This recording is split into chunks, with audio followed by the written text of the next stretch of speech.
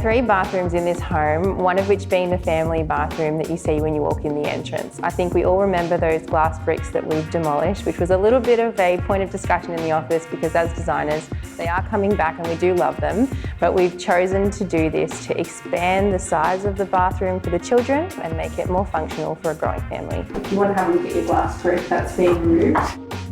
I'll be moving the walls. Yeah, going that way. And this goes that way, so it kind of creates a square. Despite removing that step-down spa bath, we've actually managed to incorporate a beautiful freestanding bath as well as a generous walk-in shower. In the main bathroom, we noticed that that's really, really dark. You've got no natural light going into that room. So me and Nay were having a look around and she decided that we should put a skylight in. Great idea, but that opened up another can of worms again. We opened up the roof and found there was an existing roof underneath the roof that's on top that you can see from the outside. So that just meant a lot of load-bearing works had to be done, a lot of propping to make the chute for the actual skylight itself. But we got there, we did it, and it looks fantastic.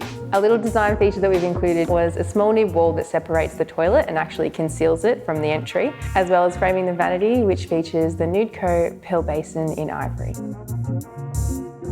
The guest bathroom is actually the only space that we've used a feature tile in, and we've chosen to do that because as a guest bathroom, it's something that's not going to be used as frequently, and it's kind of a space that you can put on show for your guests to have a look at when you go in there.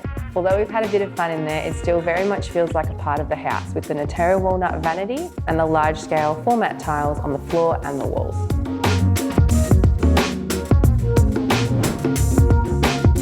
The laundry has remained in its existing position, although by removing the mudroom and some joinery from both sides of the room, we really got the feel for how big the space actually was. So although we knew what we were working with, we were really quite pleasantly surprised once it had been demolished. I'm so excited about this space. Yeah. Then you'll be able to watch the kids. Exactly. And we're going to have a bigger glass window there. I think one thing all families with kids can relate is how you can get drowned in laundry. And I think it was important for me to have that open space where I could have enough bench space as well as enough space to fit in 2 washing machines. And to have that added bonus of having more natural light in there was, I think, great.